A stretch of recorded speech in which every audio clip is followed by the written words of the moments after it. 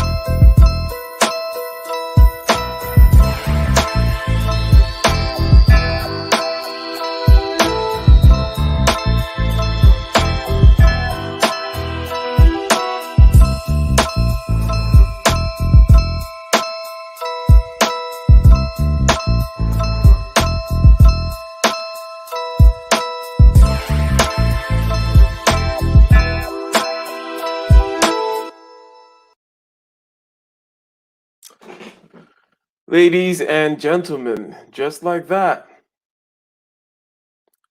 let me go ahead and handle a little situation here. How's everybody doing this beautiful, beautiful Sunday evening? Sunday afternoon for some of us, Sunday evening for the rest of us.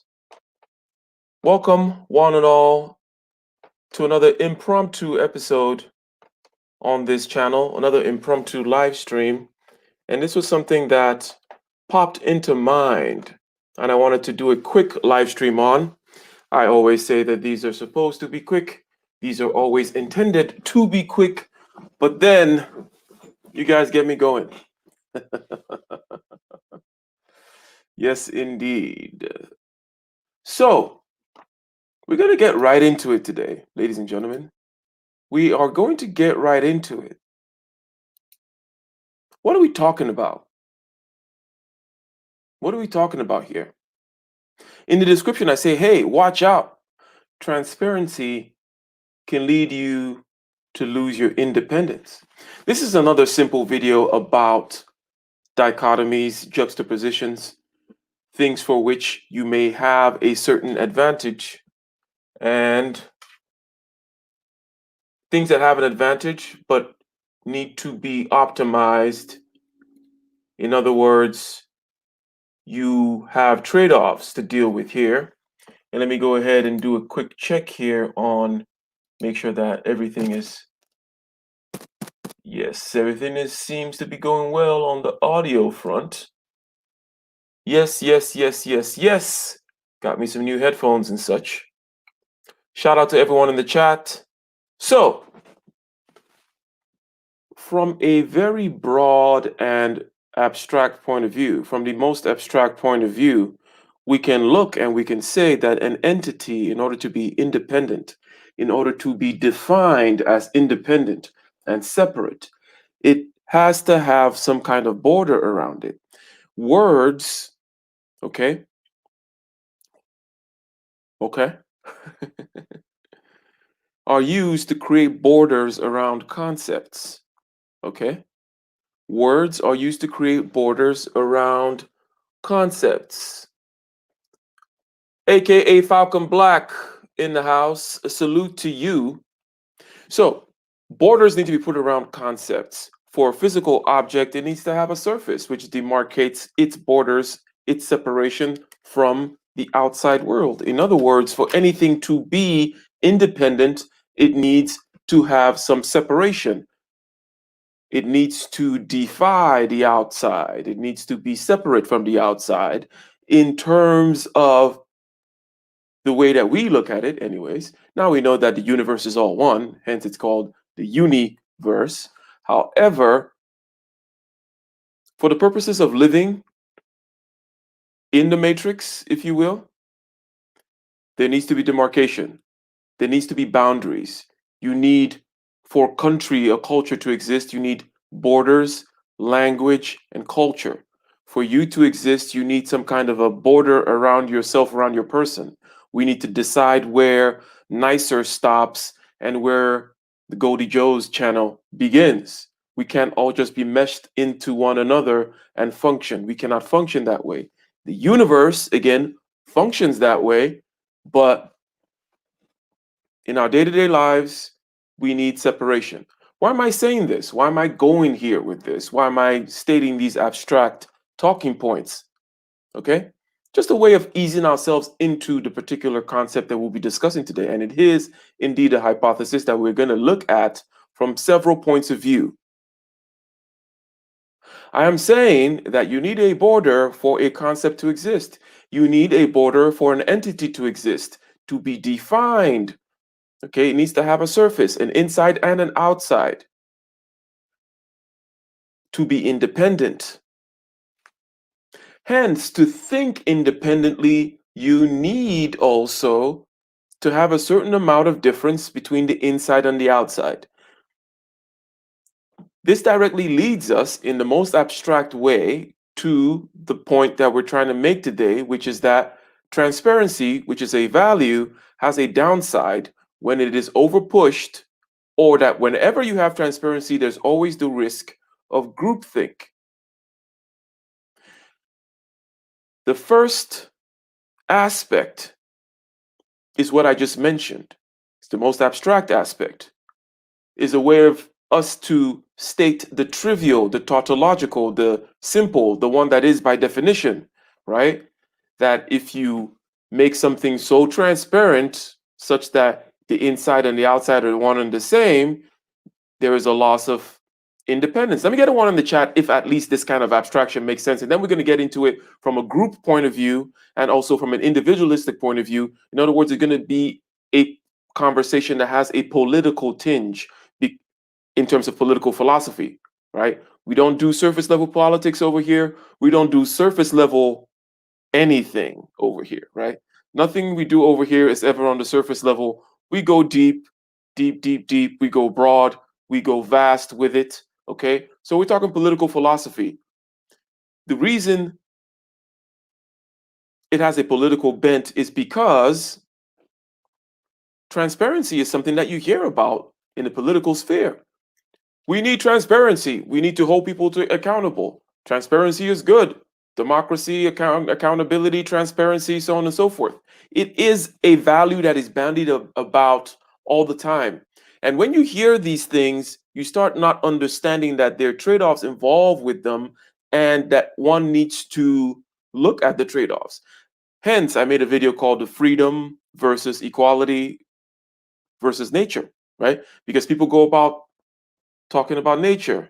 People go about talking about freedom from a political standpoint. People go about also talking about equality from a political standpoint without realizing that they're all opposed to each other and that you cannot have them all in any one particular domain and that you need to know what you're sacrificing when you emphasize one or the other. Shout out to K Coaching. Shout out to JB in the house.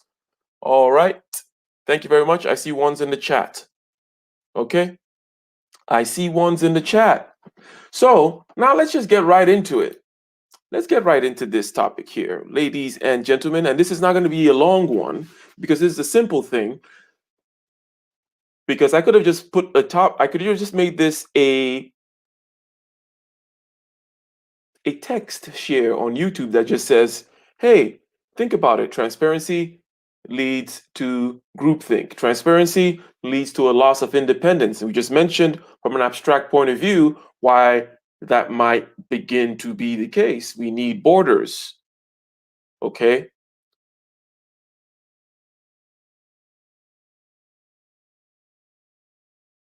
We use words. Words are borders around concepts. Surfaces are borders around objects. If we blur out the words so much, things spill into each other, things lose their independence, and things can no longer be said to stand alone as independent entities. So let's take it into the human sphere. I'm asserting that in the human sphere, transparency leads to groupthink. So let's talk about it first and foremost from a political point of view. Why is transparency valuable? Okay. Why do people go out there talking about transparency? Because obviously it does have a value. Okay. It would not be interesting if we were just saying something that is all bad. Okay. The reason why we talk about these kinds of juxtapositions and optimizations is because there's always a value that you're pursuing, but you need to understand the drawbacks. You need to understand what goes on when you pursue these value without taking account downsides. So why transparency? Okay. Why transparency within groups and between groups? And this is now we're looking at a group point of view, a wide point of view, population level point of view. Why do politicians running for office go about say we need more transparency in this particular office or the executive branch needs more transparency? I will make sure that Donald Trump is held responsible, this and that. The academia needs more transparency. The Nobel Prize community or Nobel Prize committee or whatever kind of committee, whatever kind of group needs more transparency to the outside world, to the bigger group. Okay. So let's just start by talking about, well, why do we have that kind of an impulse towards transparency, especially in our modern regime, in a regime of democracy, liberal democracy and human rights, democracy being the most important aspect of this here? Why do we tend to emphasize transparency? Okay. Well, basically, whether it is an organization, okay, or a non-governmental, well, organizations of all kinds, whether these organizations be non-governmental organizations, whether it be committees of certain kinds, whether it be the board of trustees or institution of higher learning or a physics committee or whatever it may be, or some kind of governing body or something like the Supreme Court, for example. A lot of times people say we should have cameras in the Supreme Court to, this is an ongoing argument. It's an obscure one, not a big deal, right? But there are people who are still arguing for till today that there should be cameras in the Supreme Court to record the live debate. Well, it's not debates, the arguments, right? So before they actually allowed, because right now they allow the recordings, okay?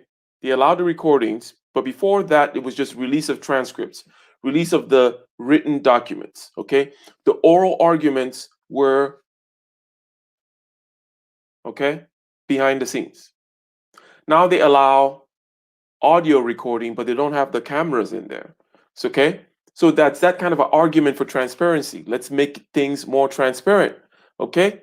Now, why do we do that? Why do we say that? Let's look at the positives of this stuff. Okay. Because we want to share best practices and get feedback. Because in a system, in a decentralized system, you want each party, let's say the marketplace, right? Using the marketplace now as an analogy for a decentralized system, you want information to flow freely. And the information that flows freely in a marketplace is price. Okay.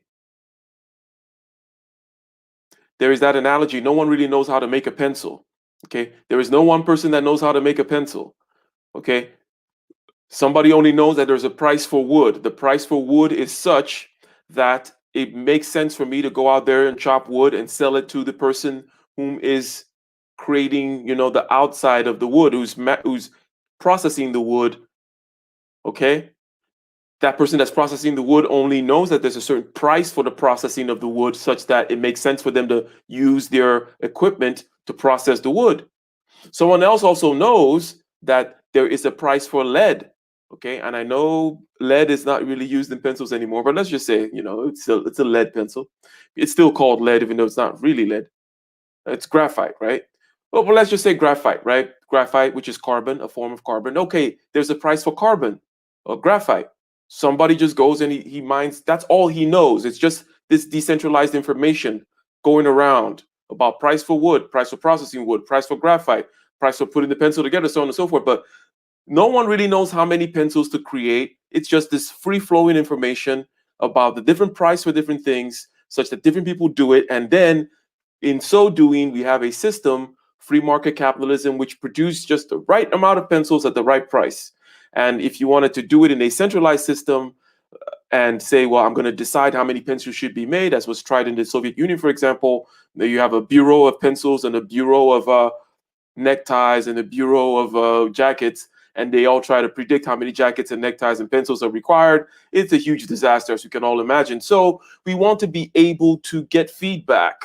I just used all that complicated decentralized system analogy here to talk about the need for feedback. And then the best practices one we understand. Okay. We want to be able to see what each other is doing so that we can share best practices. Okay. So we say, yes, let's go ahead and be transparent. Transparency is a good thing. People will even say transparency is always a good thing. People say things like the best disinfectant is sunlight, so on and so forth. It almost is second nature in a democratic society. One of the things that we have to understand if we're going to be thinking human beings is we need to push back against the gods. The gods are the unchecked assumptions and the axioms under which you live. Democracy is a god in the sense that there's all kinds of implications to democracy that you never question, right? But if you're going to be a thinking person, you need to push back at it. Not because you're going to reject democracy, but just so you know the matrix under which you're living, just so you know the shape of the cave within which you dwell. Okay, democracy is a cave. It has a certain shape, and that shape defines your political reality and your individual reality. You start to think things like transparency is always good. And there is a democratic personality with all kinds of democratic prejudices and biases. It is important that you know as much as possible what these prejudices and biases are. The best way to kind of learn is to look back at other systems, for example, right? Look at aristocratic systems, look at all the other kinds of systems, caste systems of India, for example, different ways in which different people have lived, so that you are not completely blinded to your prejudices, right? So that your prejudices become more conscious choices. In other words, you can say, yes, I am living in a democracy and I understand that the democracy is good because of X, Y, and Z, rather than I'm just prejudiced towards a democracy. Let me get a one in the chat, ladies and gentlemen, if what I just said makes sense.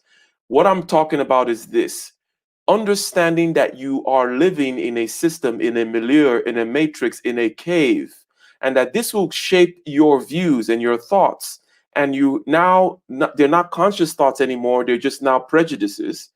And you think that you accept the society based on rational thought, but rather it's not rational thought, it's just a bunch of prejudices. It is important to become a thinking person, to push back against what you consider to be the gods of the realm: liberal democracy, justice and human rights, and so on and so forth. It is important to push back on those things and say, why?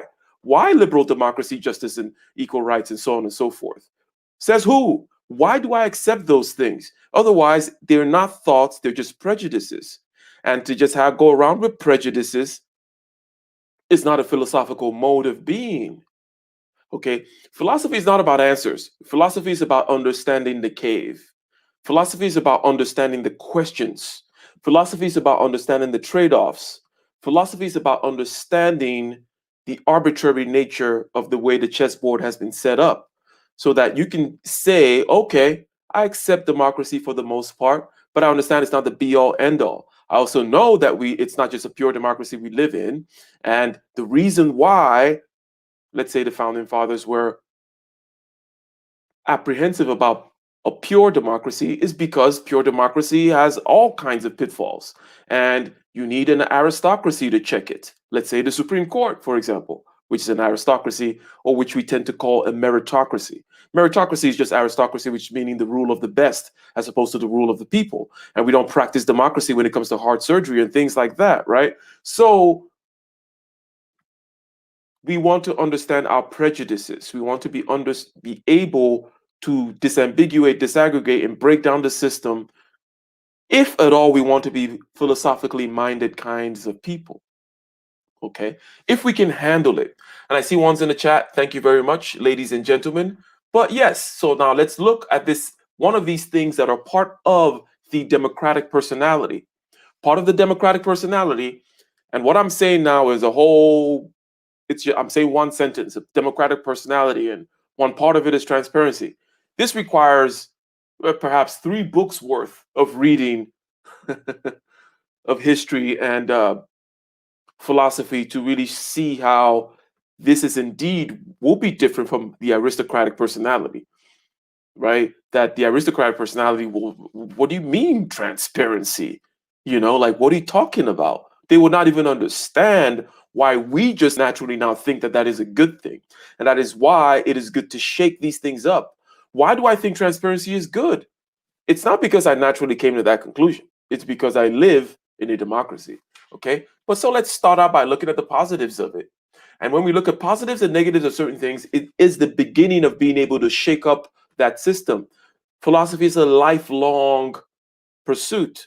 So I'm not over here in the space of an hour on a video about transparency going to completely unearth everything that undergirds the democratic personality and the democratic project and make you kind of see the matrix within which you live. But a good way to do it is to always look at the pros and the cons of anything at all. Always ask yourself, why do you think this thing is good? Especially if everybody else also thinks it's good. Whenever everybody else agrees on something, you know that it is more likely a prejudice. In other words, a prejudgment, not something that you sat down and plotted out, mapped out, and thought through. It's you were just born with it. You were born into the soup, into the milieu, right? And now you accept it with everybody else. And that is not a philosophical mode. And what is the point of philosophy? I don't think philosophy really has a point. That's my personal thing. I think you're either a philosophical person or you kind of downgrade a little bit more into the animalistic world. So I think that philosophy and aesthetics are kind of very closely related. I think that being human is being philosophical, but there's not really a purpose to it per se, right? It's not that it's not something that is meant for you to act. It's something that just makes you more human. Okay? It's like putting on a nice shirt and then rather than just you wearing a sackcloth, I'm referring now to the video that I made on aesthetics being the outward manifestation of human prowess, right? You don't just wear a sackcloth. You go and you put on a shirt. You style the shirt. You give it a certain shape. You go ahead and you go find these things called silkworms and you go through a very elaborate process getting silk from these silkworms just so you can make a shirt. And then you go dig to the bottom of the earth and you find gold just so you can put it on your watch, right? And you do these things. And this is what makes us human. And part of this is the philosophical state, the philosophical mindset. It is almost an aesthetic and artistic and a creative thing. In other words, it's not something for which you can say, this is the purpose of it. Philosophy is for digging holes. No, philosophy is not practical in that sense, but it is the same. It makes us human as much as sitting down on a table with a tablecloth, putting food in a bowl and saying grace or giving thanks to the gods and those kinds of things. It is part of what makes us human. So you want to be more human, you want to understand the cave that you're living in, the matrix that you're living in, even though you know that you cannot escape the matrix. Okay? So, why do we live under this matrix that says that transparency is a good thing? We looked at two good things so far. Avoiding corruption via oversight. Okay? That goes to the whole point of sunlight being the best disinfectant, right? That is the statement that people make. Okay, sunlight is the best disinfectant. Put something out in the open, and by so doing, we assume, and this is a democratic assumption. This is a democratic assumption. Sup, Taylor? Shout out to Taylor. It's a democratic assumption. We just assume that corruption is curtailed via openness. And yes, it is true, but it's not the only way that corruption and the atrophying of having too much order, if you will, like you need to shake things up. And one way of shaking things up, and it's not the only way of shaking things up, is my point. One way of shaking things up is to put quote unquote things, and this is now political power or some kind of an order or any kind of a structure or any kind of an institution, put it in a fishbowl. Put it in the fishbowl, have everybody looking in there, and then things can be shaken up. Okay? This is just one particular mode of being. It's a democratic mode of being, the democratic way of addressing the corruption question. But it is not the only way. Okay? So we put two things in green. These two things in green make us kind of understand. Okay? Why? Excuse me.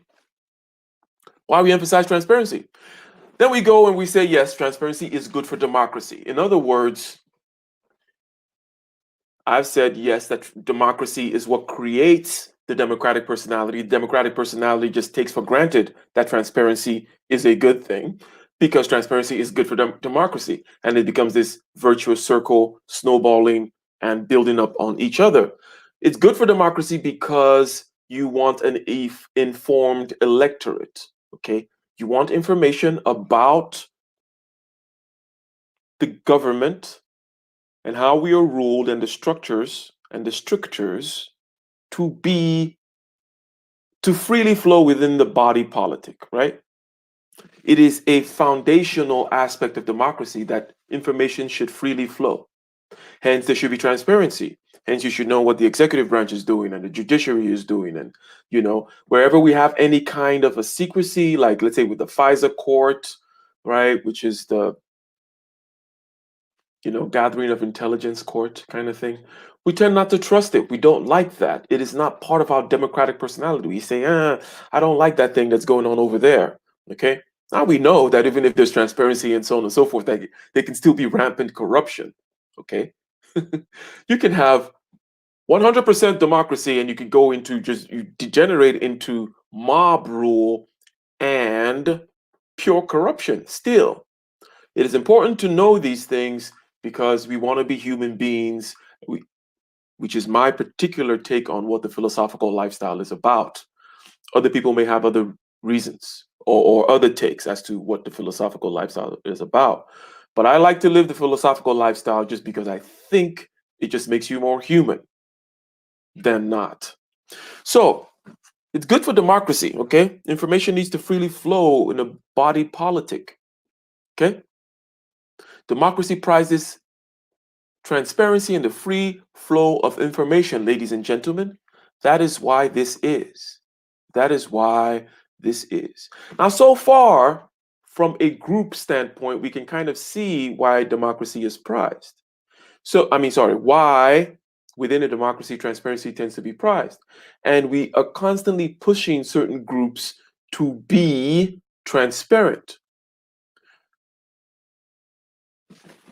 However, However, here's some of the drawbacks and downsides of transparency, and they also are in general linked to the drawbacks and the downside of a democratic personality because a regime creates a personality. An aristocratic regime, a caste system regime, is a different people, different personalities, that is, different masks, right? Because a persona is a mask, right? By definition, that's what I don't know if it's Greek or Latin, but I believe it's Greek, the word persona. But it is the mask that is worn for plays. So, yes, in aristocracies, they were human beings. I'm not saying that they were not human. They're human beings, but they have a different persona, a different personality. And trust me, living in a democracy, you have a totally different mask. Okay, now we're calling it a mask and a personality. You could call it a cave, as in Plato's cave, or you could call it the matrix, one particular kind of matrix, right? That you're constantly wearing everywhere you go. And you're wearing that democracy persona, democracy, liberal democracy, and human rights, and so on and so forth persona. What does this persona and vis-a-vis transparency look like? Okay, it emphasizes coalitions, which can then tend to lead to demagoguery and groupthink. This is just me kind of stating again the hypothesis. Okay, but stating it in a more forceful way, which I know it's not an argument, but having given us some kind of an inkling as to what the advantages of transparency or the utility of transparency, at least within a democratic order, is, we can then begin to see that the flip side of that is demagoguery. And by demagoguery, I mean the rise of demagogues, right? And that perhaps we should just take a step back to the black part of that sentence there that says democracy emphasizes coalitions. So you can kind of see where we're going here. Okay. Coalitions. We say transparency leads to groupthink. And you're like, what's this guy talking about? Okay. It's a philosophical political conversation, I said. Okay.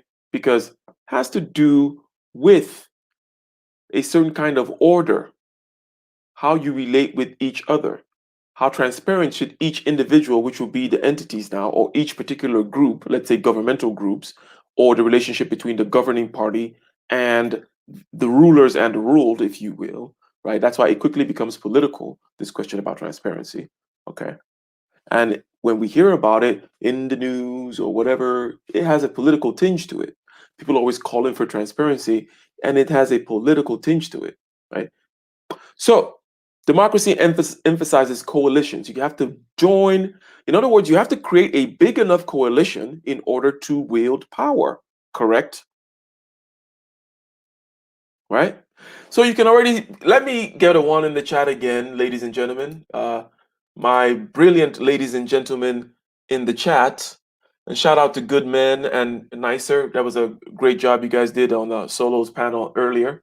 I enjoyed listening to that.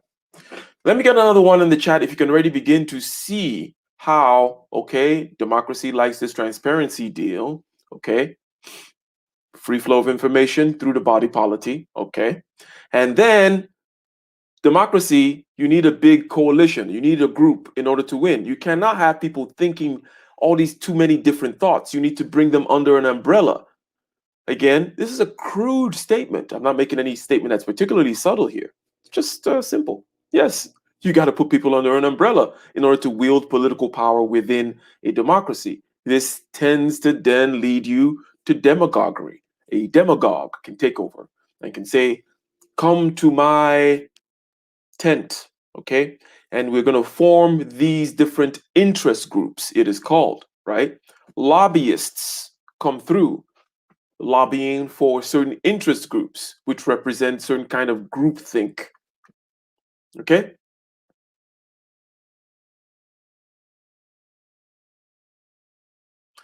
This is the stew that we live in. Okay? And this is the beginning of the downside. This is the beginnings of us understanding the downside from a group perspective, what this transparency deal is all about. After this, we'll go slightly into the individual perspective. Okay? And this is a short one, ladies and gentlemen. It's actually going to be a short one because we don't want to get too deep into this. It's not like my 5-hour stream on freedom versus rights versus nature. But that one, I would say that that's a good stream to watch in chunks, and I perhaps will continue to bring out more and more chunks of it. I did bring out a clip of it, which talked about emphasizing responsibility in a system that already emphasizes rights as a means by which some immigrant groups in particular excel. Excel by emphasizing responsibility where there's already a system with an infrastructure that emphasizes rights. Okay, but that whole 5-hour stream is a nice little way of understanding the undergirding of the modern political project vis-a-vis how we balance freedom and nature and equality. These are huge perennial questions that never go away and questions that have always been there. And you have 2,500 years worth of literature asking what is the good life? What is the good society? Therefore, what is the nature of the medium, right? The medium being human beings and human society. What is the nature of equality and the nature of freedom, right? So that video shows how the modern rights structure kind of tries to balance that, so on and so forth. Now, here we're talking about another aspect of the orc flowing from that. Now that we are solidly within the modern project, we know that within the modern project, we tend to just say transparency, transparency, transparency. It is a part of our personality. We want to shake out that prejudice and we want to really see, okay, that transparency is not always a good thing. And we want to see that democracy actually has all kinds of things that from an individual standpoint, we will say, no, that's a bad thing. I don't want groupthink. I don't want this demagoguery and coalition stuff. And, you can't just fit me into an interest group, so on and so forth.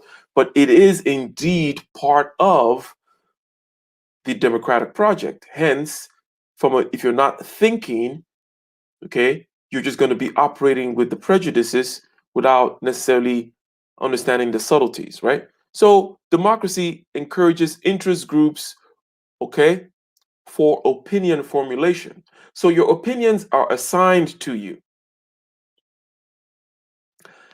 That is not, I'm not saying that to joke, as it is true. Your opinions are assigned to you and they're given to you via various media. if we just talk about the general mainstream media, a phrase which I hate, and but which maybe not be something that we consume over here, but we know that people do go out there, watch MSNBC, Fox News, and CNN, and so on and so forth, and they just repeat what they hear. And when I say they, I mean you and me. Let me get on the chat if you understand what I mean when I say our opinions are assigned to us. Monkey see, monkey do. Mimicry is a very, very strong force in human beings. We mimic more than any other animal. 100% honest, I'm asking the chat. Do you know that your opinions are assigned to you? My opinions are assigned to me. Okay? The philosophical project is understanding that, understanding the nature of the cave which has been painted for me. Okay? Not because I have much power with breaking that cave, but I at least want to see it. And what the part of really understanding that you're in a cave is knowing that you're in a cave and admitting to it. And using the fact that we are indeed these biological creatures that do a lot of mimicry, monkey see, monkey do again, okay? That this is what we do. That people go out and they're interviewed in the media regurgitating stuff that they heard from the media. This is you, this is me. All right? And it is important to know via one form of programming or the other, says Goshen. Indeed, via one form of programming or the other. And it is important to know this.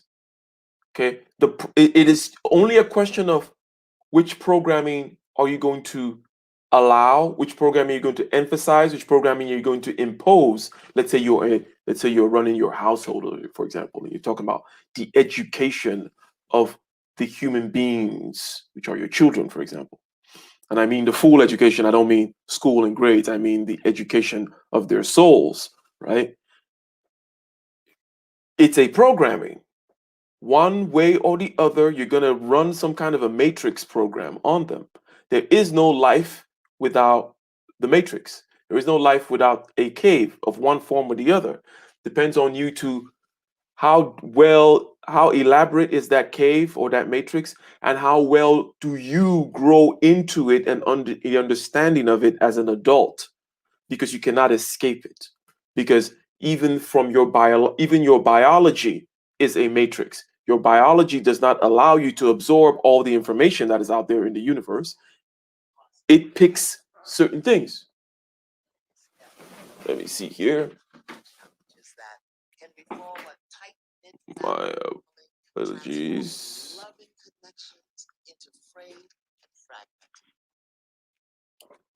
Yeah, sorry about that. Your biology does not allow you to absorb everything. Your biology picks and chooses. Okay? Even your biology, your perceptual framework, your system of feelings in the body, the images and the talk in your head, these are all systems that filter reality for you. Even your biology. Forget what the group and society then tends to do, which then influences your biology, and the biology then influences it, and the loop goes on. Okay. You cannot escape this, ladies and gentlemen, but the philosophical life is the life that understands, so that you can enjoy life more. Okay. So that you can be free more. Okay. Or at least understand the nature of your cage. So the nature of our cage here is that we are living in a democracy. We are living in something that emphasizes transparency. It has certain good sides, sharing best practices, avoiding corruption. One way of avoiding corruption, that is, and we know that it's not a perfect way. And you can have perfect democracy and just leads into another kind of corruption, which is demagoguery and so on and so forth. And that opinions are assigned to you, okay? And then that democracy and openness, okay? This kind of an openness leads to political correctness, Okay? Leads to political correctness. And here's the phrase here, people pleasing.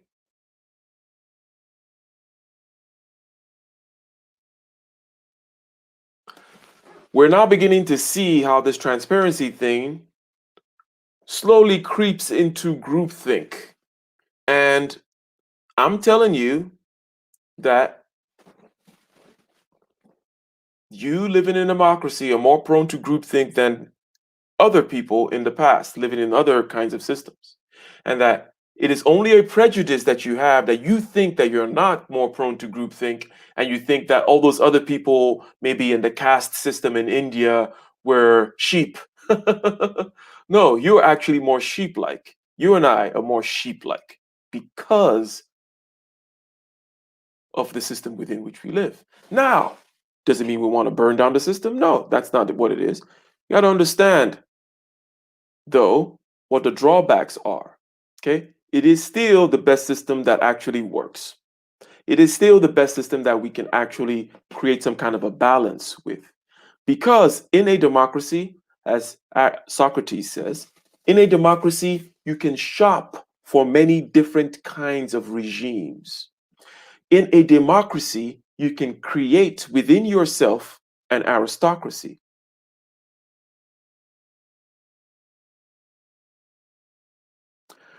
However, it is not a perfect society. It is a society with many different people wearing many different flashy colors, picking pins from Arabia and cloth from China and swords from Japan and horses from the Middle East. In other words, it's this great kaleidoscope. And if you're looking at it from an aesthetic point of view, from a point of view that would say, I want unity and uniformity, it doesn't look so nice. But hence the importance of the philosophical mindset in a democracy. Because if you have that philosophical mindset, you can then create, you can shop around and find your own order. Let me get another one in the chat if you understand what I just said. And this is from Plato's Republic, where Socrates said that in a democracy, at least, because that book is very anti-democracy, and you can watch my video on it, part 3 on the What I Read series that talked about Plato's Republic. But in it, one of the good things he said about democracy is at least you can shop for different kinds of regimes, because all kinds of regimes, there's oligarchy in a democracy. Oligarchy meaning the rule of wealth, those who have rule. There is pure demagoguery in a democracy. There is tyranny in a democracy. There's also aristocracy in a democracy. And from the point of view of the individual, you can actually shop around and find a way of founding yourself, because you have a self, and then the society has a self, a soul, if you will, right? And in the democracy, the responsibility is on you, but it is difficult though, but you still have the ability to go around and shop to found yourself. Hence, in a democracy, philosophy is very important, at least for a certain kind of person who wishes to take on that responsibility upon themselves, right? For a certain kind of person who wishes to take on that responsibility upon themselves, democracy offers that. Okay?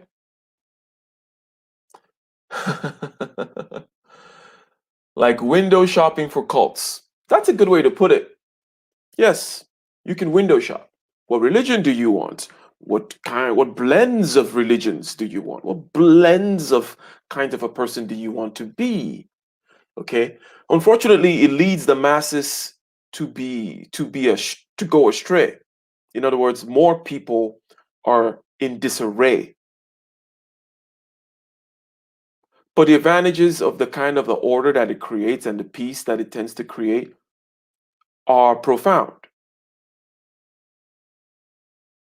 But there are some people who really benefit a lot from a democracy. Those people, I would argue, are the people whom can develop within themselves the philosophical lifestyle. The philosophical lifestyle that can see the shape of the cave, see the shape of the prejudices, go about and maximize the democracy, right? Understanding fully well that it is pretty crappy. It's a crappy deal, and that it leads to a watering down of everything. Again, it is something that's rather simple, but we tend, because we live in it, we tend to just think it's very good. But nothing is that way. Everything has trade offs, especially political orders. Okay? So, the lowest common denominator is what democracy is about. People pleasing is what democracy is about. Political correctness, groupthink, forming a big enough coalition with interest groups is what democracy is about. Very anti individual and independent. Okay. So when people talk about democracy and then individual, you have to see that there's a big tension between these two things, which is something else about the pointing out of tensions. Okay. I think is an important thing vis-a-vis understanding the philosophical mind, the philosophical lifestyle. So you can't just go around talking freedom, equality, nature, individual, democracy, rights, this, that, and thinking that all of them coexist in one big box that we can all have. No. Independence and individuality is not or has tensions with democracy. Okay. Again, independence and individuality has tensions with democracy and transparency. Okay. So, whenever you think, maybe I get the urge to say, yeah, transparency is always a good thing, I want to think about it a little bit more. Okay. Relativism is something that democracy tends to push. Why? Because if you're going to be living with the rule of the people, if you're going to ascribe each person the equal ability to rule, one man, one vote, that kind of a thing, then you cannot, you're going to need to chill out a little bit on the value system, right? So when we just sit back and we think that relativism is some kind of an argument that we came up with and we agreed on, no, it is a prejudice that we have. And again, that is you and me. You and me. We grew up in a democracy.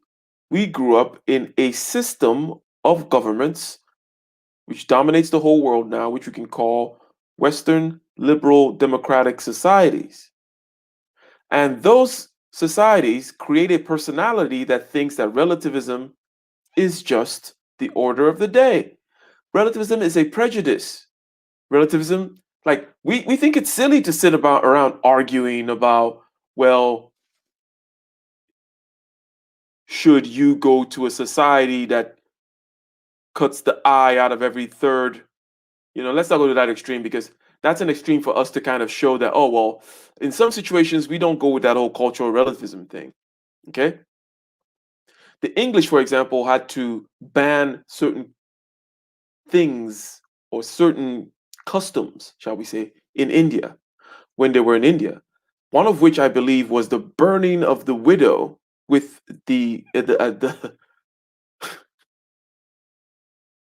your husband dies. Correct me if I'm wrong. Maybe it's a particular class that does this or under particular certain circumstances, but the widow gets killed with the death of the husband, and they banned that.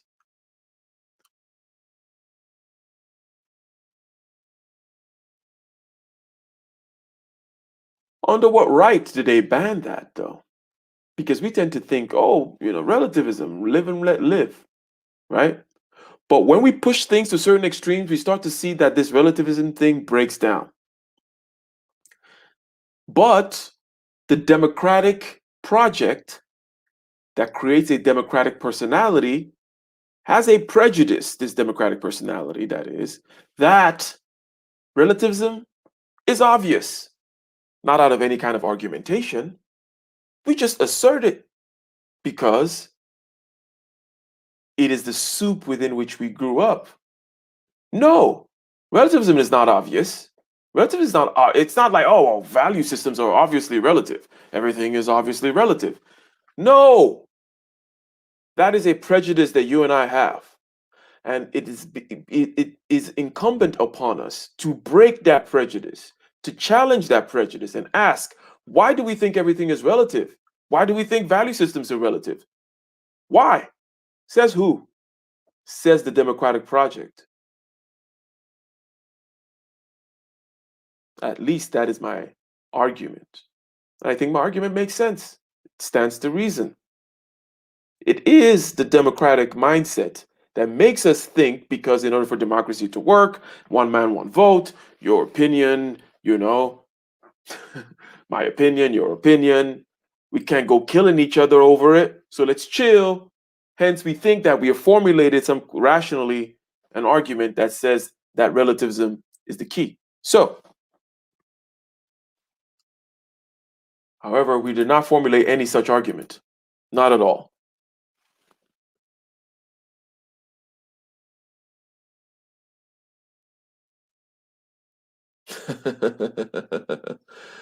And Taylor says, when you said independent, I thought of the independent party, which no one votes for. Exactly. So democracy does not foster independence. It does not foster individuality either.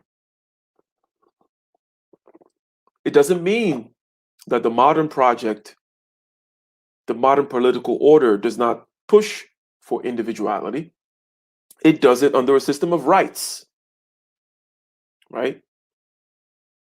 System of rights, which again we elaborated upon rather thoroughly in that other stream. But that's where we try to foster individuality. But the problem with that system of rights is that rights are emotions. And anybody can come in and claim any other emotion other than life and liberty and the pursuit of property to be a right.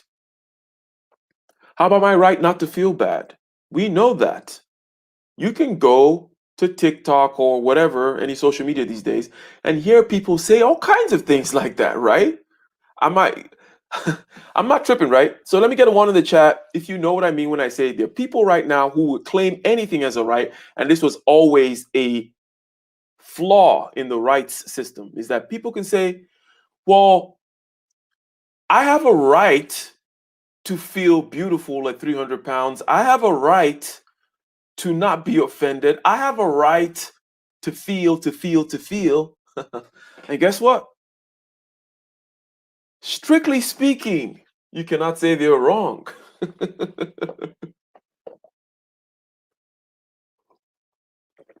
If you grant the ability of everybody to be their own independent philosopher, yes, they are right, because rights are an emotion.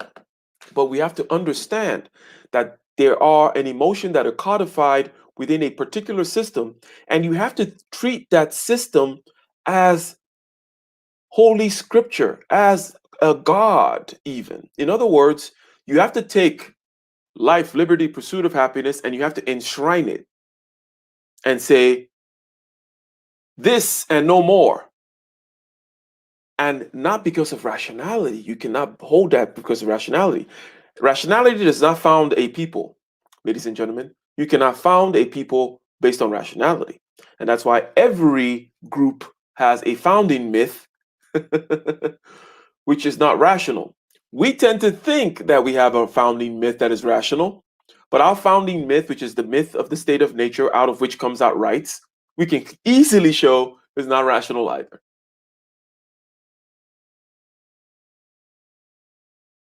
We need to treat it as sacred, though. And this is the importance. People who are in the know, we know that there is good reason for people to have sacred rights, for people to look at the Constitution as a sacred document, because there is no other way to found a people. Because if you just leave it as say, oh, it's a rational thing, yeah, look at it there, it's rational. Oh, I'm going to look at it rationally. Okay, good. Let me look at what it says. And if I look at it rationally, I could just blow it up. I can expand it indefinitely in every different direction. I can claim all kinds of rights, right? What stops it? No, it's not rational. It's to say that this is our founding myth, the myth of the state of nature per Thomas Hobbes and John Locke. And we're going to enshrine it within this box: life, liberty, the pursuit of happiness. And this is the contract that we sign, and we have put our blood on it, and all this kind of emotional stuff, right? The blood and the documents and the putting of your hand on your heart and the national anthem and the flag. If you're a rational human being, you know that those things are necessary. And it is only a child that looks at the masses doing that stuff and says, "Ha, let's blow it up. Ha, how stupid they are." No, I'm going to challenge you and I'm going to say, you're the one who's being stupid. If you think that any people can be founded and held together by quote unquote rationality. No, rationality has never founded the people or any civilization or kept them together, and it cannot do that. It cannot do that. Only the gods and the myths and so on and so forth. That is the realm of the gods and the myths and so on and so forth. And even us in our quote unquote modern society are founded by a myth and these gods, like the rights gods. Okay? It is very important, and this is something that Nietzsche pointed out. Very important that you don't go around like a little child telling everybody that Santa Claus doesn't exist.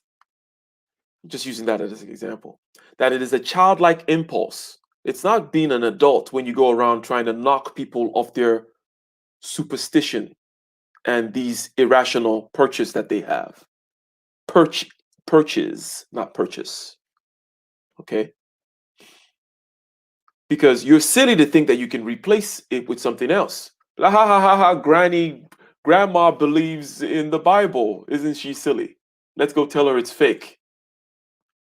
No, you're silly. You're the silly one. You are the silly one. Whatever you're standing on is also irrational. And if you think you can replace you can take away her irrationality and place your irrationality, that's massive hubris on your part. Going around and knocking off the perch of certain people, which was, in Nietzsche's point of view, the big mistake we made when we killed God, that it was a big mistake, the killing of God, because now we're going to realize that there is no bottom to this pit. Okay, we're sitting on top of a branch, okay, and we took truth, right, and we truth and science or whatever to cut off the branch that upheld the truth and the science. Now that is a long conversation to be had about Friedrich Nietzsche, which I probably will do a book review on one of his books, Beyond Good and Evil, most likely. Um, let's go to the individual side of things now, okay? Let's go to the individual side of things. Like, why do we push for transparency in the individual side of things? Why do we say that transparency is a good thing for an individual? Okay? We say so because connecting with others and also for pacing and leading. Connecting. You need to open up for people to feel like they're part of you, or for people to feel like they can bring you into the group, for people to trust you, for people to have some kind of connectivity. Because if we don't have blood ties, family ties, a small band, a small tribe, hunter gatherer type situation, we're going to need something to bring us together. So we're going to need to open up, have a little bit of a transparency, take down the walls a little bit, remove a little bit of our individuality, that is, in order to connect. And then for pacing and leading, in other words, pacing and leading, which is something that is integral to sales and leadership, is that you always want to go out and you want to show people your heart. You want to agree with them. You want to show them that you're one of them by agreeing with them on something. And that's the pacing part. In other words, you're walking with them, you're pacing with them before you lead them. You want to say, yes, I too believe that this grocery store should not be opened over here. I too had a mother that was, you know, duped by such and such grocery stores in the past. I too, and I too, and I too, and so on and so forth. You open up, you bring down the barrier, you have some transparency, then you pace them, and then you go ahead of them, and then you start leading them. That's what it is. The visual is you're walking side by side with somebody, and then you go ahead of the person, and then they start following you. A great sales technique, by the way. Pacing and leading, huge part of sales. You got to pace people and then you lead them. So, from an individual standpoint, transparency is key in this kind of a communication for the communal thing, for the leadership thing, for the pacing and leading, for the persuasion, for the influencing. Okay? Right? So yeah, let's be transparent. That makes sense. Also for psychological health, but for psychological health, in a particular way. In other words, we've had confessions and other such, okay, so let's say the confessions, right, with the Catholics, or modern day therapy, or certain other systems that have always existed. Whether you're going to, join some kind of, let's say the skull and bones or whatever, and you guys are going to tell each other certain secrets. And this is something that is integral to the psychological health of human beings. But this kind of transparency is not a transparency to the world at large. It is a certain kind of transparency that forms a tight knit group. This point number 2 here, do you guys understand that? Okay. Do you guys understand that? You get a 1 in the chat if you understand that for psychological health, and I'm just calling it psychological health, but point is there seems to be a psychological need for us to tell at least somebody else, maybe not the whole group, but one other person, some of our deep dark secrets. And that is why this system is ubiquitous in different societies. Modern day, it's therapy stuff or AA stuff, right? Alcoholics Anonymous, all the other kinds of anonymous stuff. People go, they sit down, they tell. And when they tell, somehow it works. And also, we have rites of initiation. And you want to form a tight group.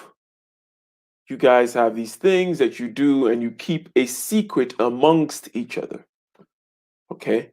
Whereby you have this extra transparency in a particular regard in this particular group of people, and you form strong bonds, therefore, and it is very psychologically powerful, psychologically needed, and so on and so forth. This is why transparency is called for, or one of the uses, the utility of transparency within the realm of individuals, that is. And I see ones in the chat, ladies and gentlemen. Thank you very much. Okay.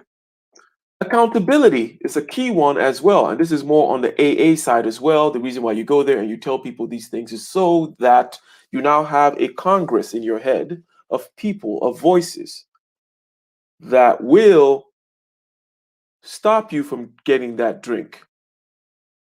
Because if it's just you, it's harder, depending on your psychological type.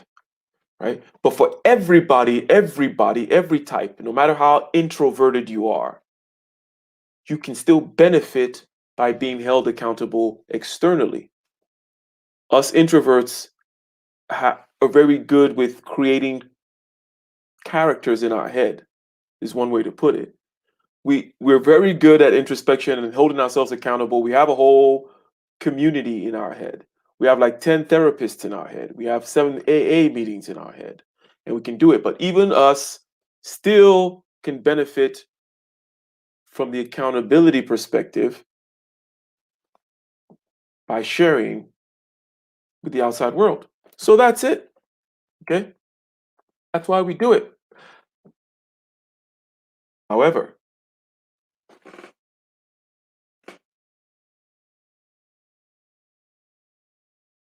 however, as we've seen right from the very beginning, that when you pay this transparency thing, you lose your individuality. In other words, if we want to talk about the individual and especially in the psychological health aspect of things, which is a very interesting thing, the fact that this particular ritual of confession is ubiquitous in all kinds of societies all through time. It is almost like there's this balance between the individual, it has needs that needs to be served, and it has a border that needs to be kept pristine and separate, independent, but also it needs to spill over a little bit too. And there's a fine balance there that we all need to keep. And Carl Jung, albeit from what some view as a mystical perspective, goes really deep into this thing about the individual versus the group. And so,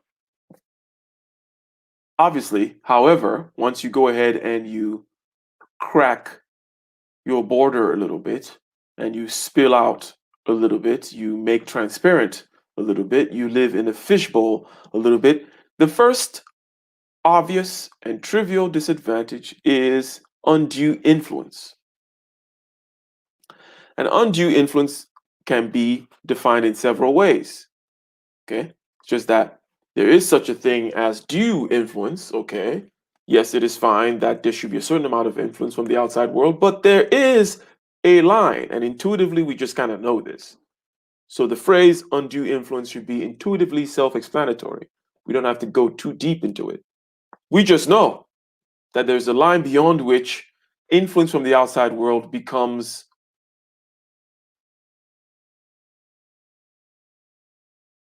untenable, undesirable, not a good thing. Undue influence is the first aspect of transparency that we need. That's why we need to have a certain amount of opacity with for ourselves and with certain groups of people. We want to have a group of people that we don't allow the outside world to touch because whether we like it or not, there's going to be undue influence. And a lot of this stuff happens unconsciously. That's why we need to protect our opacity, opaqueness, because you look at a sweater, you look at a shirt, you think it's great. You tell somebody else, and they're like, I don't know about that. And next thing you know, the value of that sweater diminishes in your eyes, no matter how hard you try not to be influenced by that person. No matter how hard you try to keep your independence, the fact that you told them, hey, check out this sweater, and they were like, the value of the sweater goes down in your eyes. Is that a good thing? That's a question you should ask yourself. Is that a good thing? Or should you have just took that sweater and enjoyed your sweater?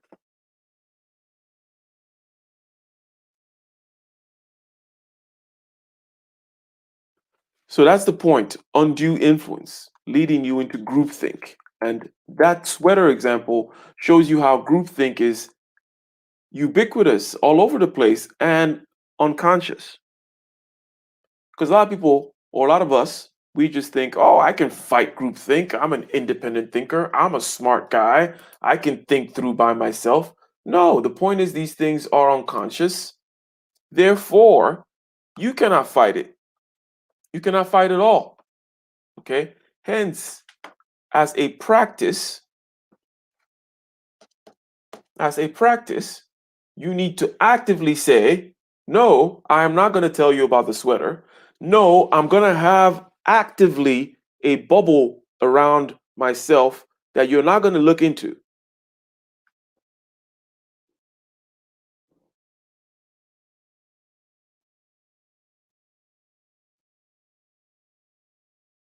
And the prejudice that it is always good to be transparent, we need to understand it is a prejudice, especially when we are in a democratic society. And that's why I started with the group side first, so that we can clearly see why do we think transparency, transparency, transparency? Well, because it is good for democracy. And we have a democratic personality because we grew up in a democratic matrix.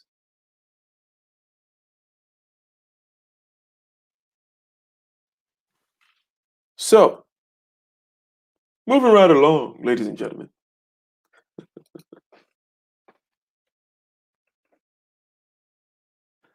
The self-editing involved, okay, leads to lack of thoroughness and stifled creativity. Okay? When you are free to go into the depths of your soul, into the depths of your thought without editing, and you think everything through, you think more thoroughly. If somebody is watching you and asking you, you're going to edit yourself. And that's why some of us hate committees and group projects. Some of us can't stand it. Beyond the practical fact that, there's one person doing all the work and so on and so forth. But the self editing, the lack of thoroughness, and the stifling of creativity is a big part of the downside of transparency. This again has to do with that unconscious thing. When we go to the group, to the individual side, is where we can kind of very more clearly and viscerally see the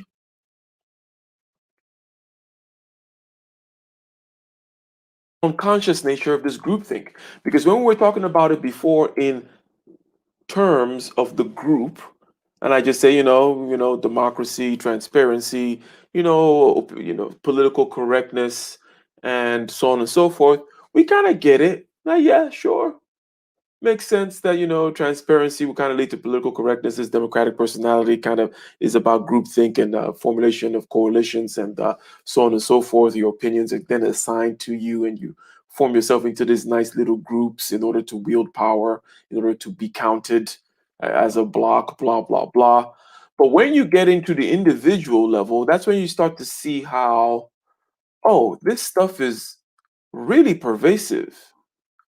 You open up your thoughts and you cannot be as creative anymore. You cannot help it. You're going to stifle your creativity and you're going to edit yourself. You're not going to say exactly what you wanted to think. Some of us are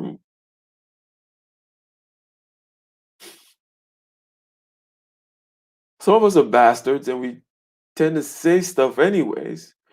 But no matter how much of a bastard you are, you're not as much of a bastard as you are when you are just purely thinking your own thoughts. Whenever there's someone else, there's always some editing that goes on. And with that editing, there leads to a lack of thoroughness and a stifling of creativity. And the influence from the unworthy is an important part. Influence from the unworthy is a very undemocratic term. A very undemocratic turn of phrase is to talk about people being worthy and people not being worthy, because the democracy tends to put everyone on an equal plane. And hence, let's be transparent. So you have this committee, okay?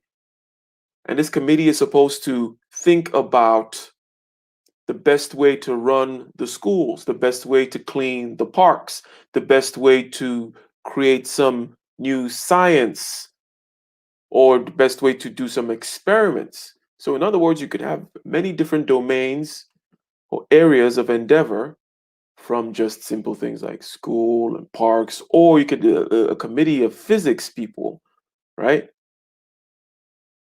And then you make it transparent. And then all of a sudden, every shitty blogger out there and journalist and idiot starts commenting on what you guys are doing. Starts talking about, well, they shouldn't make the park that way. Why don't they do it this way? Or why are the scientists spending the money on that particular experiment? Why not don't they spend the money on this one? Let's call them to the Congress for congressional hearing, for congressional oversight, where we can talk about why they're doing what they're doing. This is the influence of the unworthy. And this is something that happens a lot, especially in group endeavors, small group endeavors. You have a small group that needs to do something. You guys are experts and you guys have data and information that the outside doesn't have. Either they don't have the data or they haven't had the time to analyze the data and have the understanding that you guys do. But somebody will come through, the superintendent of the school will come through and be like, well, that committee needs to be transparent. We need to create some kind of overlord committee that views that committee and provides oversight on that committee. And then you have these unworthy people, too many chefs in the kitchen, in other words, as they say, right? The too many chefs in the kitchen, the unworthy influence, the undue influence, the self-editing, the overly self-critical, stifles creativity, just plain messes things up. Okay? And this is all from that transparency thing, which we have all been socialized to think is always a good thing. So I want you to understand next time people just say transparency, transparency, yeah, oversight. Yeah, your group needs to be watched by the other stuff. You need to understand, and this is an aristocratic bent, which says, no, we in this group are better than the outside. And they have no business looking at what we're doing. Not a democratic way of thinking. It irks our democratic sensibilities. But we need, if we're going to have a philosophical mindset, to understand the difference between prejudices and the actualities. It's just a prejudice that you think that everybody should be looking at what you're doing, or that indeed everyone is equal. I mean, that's patently false, right? Especially when there's a task to be done. If there's a task to be done, there's something to be valued, something to be pursued. There's always going to be one way or a couple of, in other words, there's going to be a hierarchy immediately created. Wherever there is something that's worth pursuing, you've already created a hierarchy. You've already created a value system. You've said this thing is more valuable than other things. And then another hierarchy gets created, which is this way is better than this way in terms of pursuing that thing. And another hierarchy gets created. These people are better than these other people in terms of doing this way of pursuing that thing. You cannot live without hierarchies. And these hierarchies are anti-democratic in nature. Because democracy would say, well, let's just vote. Let's just vote. And we'll decide that way. But it doesn't really work now, does it? Okay. So, fairly simple, fairly short stream, ladies and gentlemen. Okay. A fairly simple one and a fairly short one on a Sunday. Something to start your Monday with. Something to start your Monday with. Is to understand.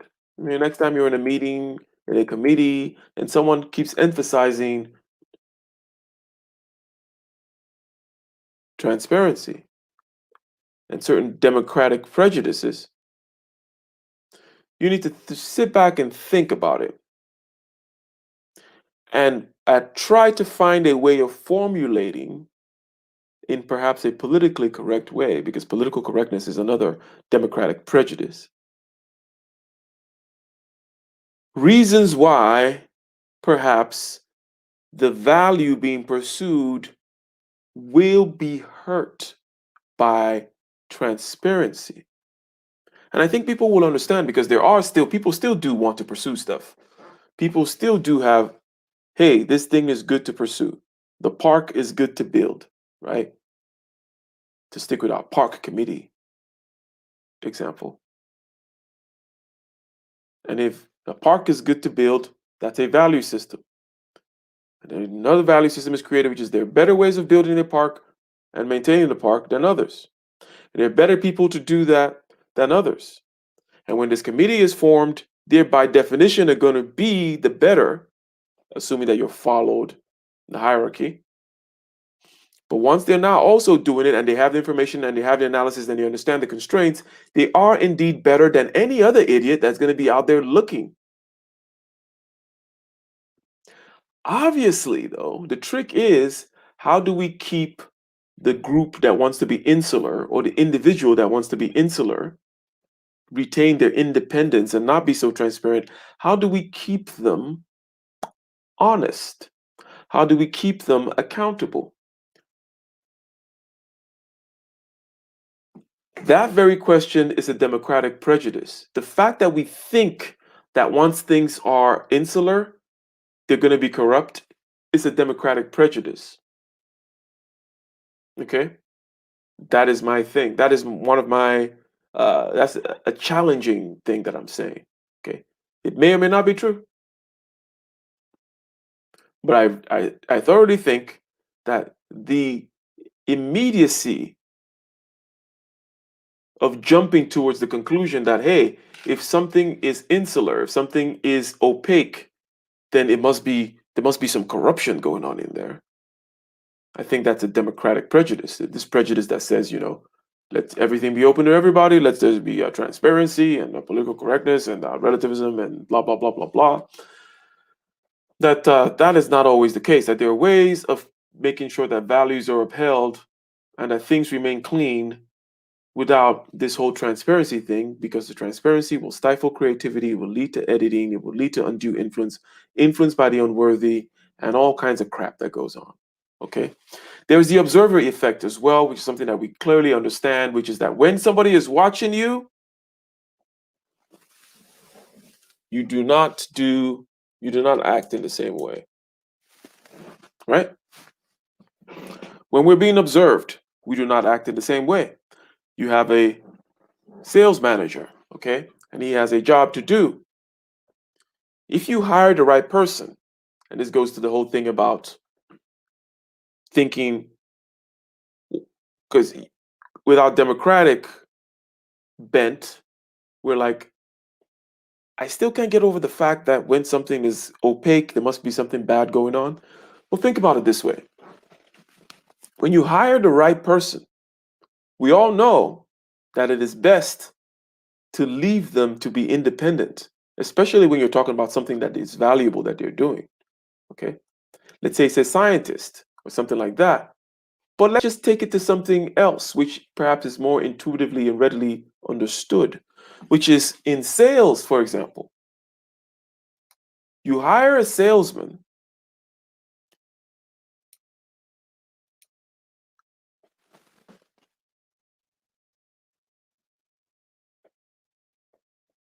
The Goldie Jones channel says, some of my most valued thoughts I keep to myself because I don't want others to sully them with their perception and opinions. Exactly.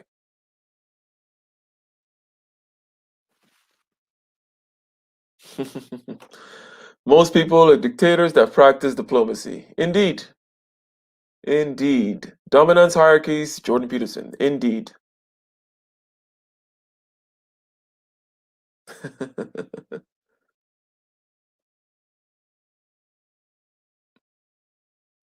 Intellectual smorgasbord to be feasted upon, says Nicer.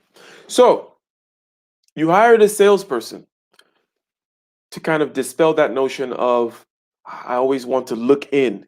We know that what needs to be done is to hire the right person up front and then not look at them.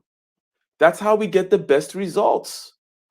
If you just hire people and look at them, they're going to do what you expect, what they think you're looking for. So this salesperson, for example, He needs to close. You have certain metrics. You want him to make 10 calls, and you start watching him. He's just going to make sure that he makes the 10 calls. Are they going to be effective calls?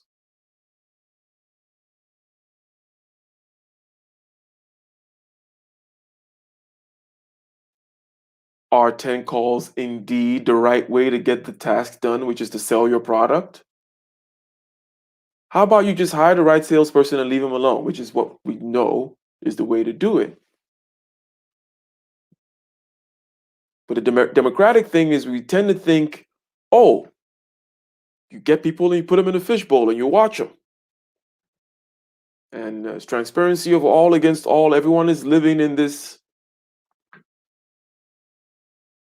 forget the name of the term now, but let's just call it a whole bunch of fishbowls, a panopticon, I believe. And everyone is watching everyone. But the observer effect is real. When people are watched, they do not do what they would have otherwise done. And what you need to do is hire the right people or get the right people in place. And it is not so hard as long as the value system is correct. You have the value system and you know the right person. What is the value here? The value is physics? Okay. Get the right physicist. I don't care about their political thoughts. I don't care about what they think about X, Y, or Z. I don't care that they have the right recommendation from the right whatever. All those other things that we tend to think about in a system of political correctness. But if the right value is being pursued, you get the right people and you can leave them alone, and indeed, the value will be met. And my sales example gives you the idea or demonstrates to you that we know this is how things do work in this way, in a more meritocratic, aristocratic mode of operation. But our democratic prejudice will always tend to say, hey, we can't just let people be opaque. We need to see what that park maintenance committee is doing. But no, it leads to all kinds of craziness. And the worst one, okay, I would say, I believe is the last one that I have here, is the deflecting of responsibility, okay? Not taking ownership and deflecting of responsibility. So if you think of this perfect panopticon where everyone is watching everyone else, everyone is watching everyone else. In a situation like that, people actually don't take responsibility. What people tend to then do, just like the observer effect, when it says, well, you were watching me, I made the phone calls I was supposed to, you saw, I followed the steps, whatever. People get robotic, people get legalistic, people get technical, people stay on technicalities. We know about the deflecting of responsibility when there's a group, the large group, and everything is transparent, and someone is getting robbed. Everyone tends to think, oh, I am not going to do anything. This other person should do something.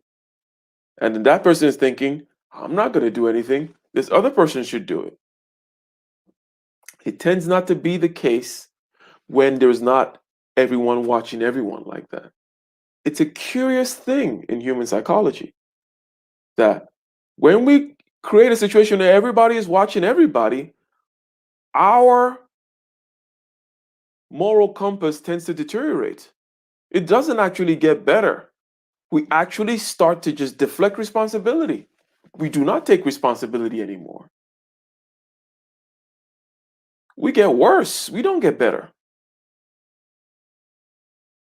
Okay? And I would argue that having small groups that have transparency within themselves but opacity to the outside is the best way of upholding certain moral standards. And it's been known from time immemorial in other non-democratic societies and even in the non-democratic aspects of our society, in the aristocracy, let's say, and the Skull and Bones people, the Bohemian Grove people, they know that that's how you can get a certain kind of value pursued. It's not by everybody watching everybody. It just leads to mediocrity, editing of your thoughts, political correctness, everybody saying the right things, BS, BS, BS all the way down. Okay?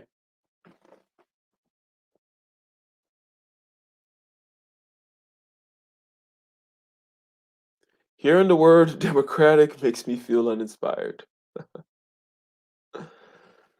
Well, Damani, you're correct. There's nothing inspiring about democracy. That's not where you inspiration is in the realm of the gods and the heroes and the best. In other words, the best being an aristocratic mode, right? Democracy is what it is. It is a way of keeping the masses in check. It is a way of making sure that peace is held up because of a certain perception that there is value and there is stake. Everyone has a stake in the society, and on and on and on and on. And it is indeed the best that we know.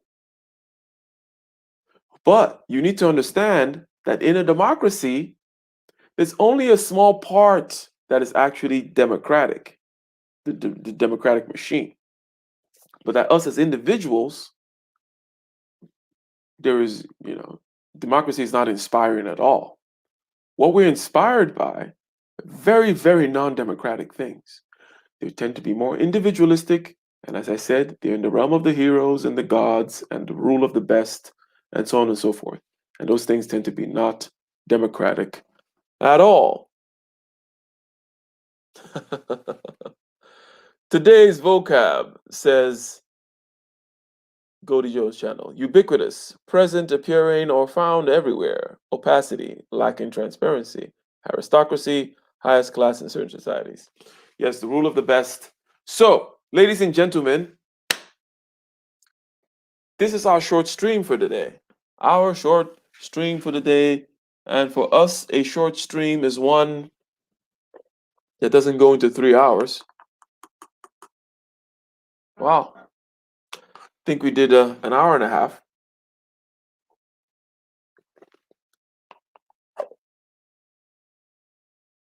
Watch out. Transparency can cause you to lose your independence. Where does this transparency prejudice come from? Ah, from what cave? From what matrix? From what milieu have we come up with this prejudice of transparency and relativism, political correctness? It is the democratic prejudice.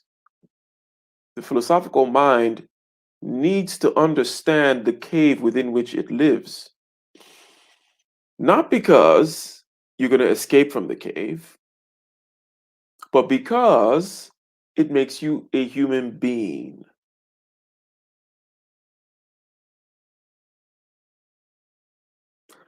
You're going to be in the cave with the rest of the non philosophical people. But from the point of view of your center looking outward, you are more of a human being than someone who does not even know that they're in the cave and is therefore living in a more animalistic, from a more animalistic point of view, from a more pure programming point of view. You at least can see the program and you understand that you need to push back. Okay, and this is the methodology here. Push back on everything that is accepted as conventional wisdom, like relativism, for example. You may come back and say, you know what, I'm a relativist, but you need to go and challenge it and come up with all the arguments against relativism, all the arguments that say that no, that truth is absolute, all the arguments that say that morality is absolute, because your relativism right now is just a pure prejudice. It's not smart. You think you're so smart with your relativism? No, you're just saying that because that's what everybody says.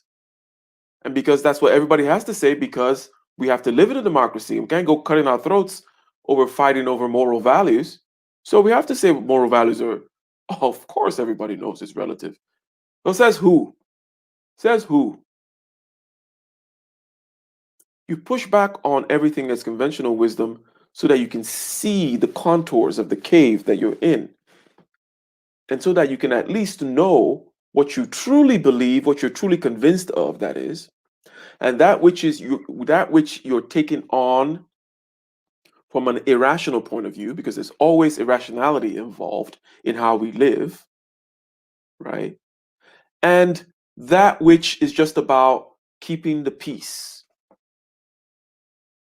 You need to be clear about all these things. Why? Because something about the philosophy thing is people always want to ask, why philosophy? Well, the same question, why do I have this here in my pocket? Why do I wear a nice watch? Because I'm a freaking human being, that's why. And if you want to be a pig and eat potatoes off the floor, be my guest. But over here, we do human being stuff. And human beings need a philosophical mind to the best extent of their capacity. And anyone who pushes back at you with the dumb talk, you need to cut them the hell out of your life. Okay? People who poo-poo the idea of knowing what's up, people who poo-poo the idea of philosophical discourse of any kind, those people are not worthy. Peace.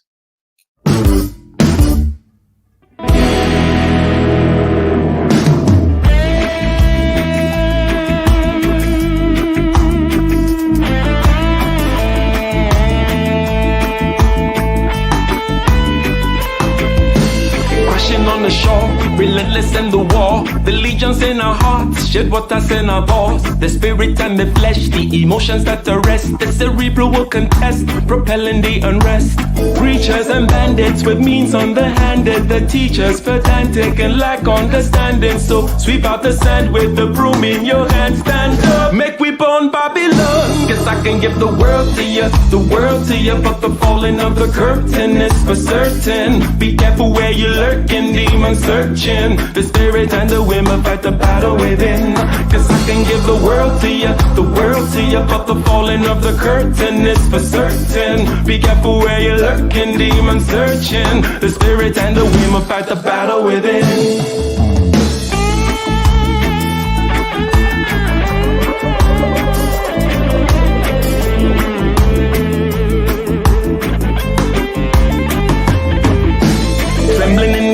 With the semblance of a blaze, with gratitude and rage, we touch another page with delirious delight, impervious to light. This vitality and might encourages the flight. Preachers and bandits with means underhanded, the teachers pedantic and lack understanding. So sweep out the sand with the broom in your hand, stand up, make we burn Babylon. Guess I can give the world to you, but the falling of the curtain is for certain. Be careful where you're lurking, demon searching. The spirit and the women fight the battle within. Guess I can give the world to you, but the falling of the curtain is for certain. Be careful where you're lurking, demon searching. The spirit and the women fight the battle within.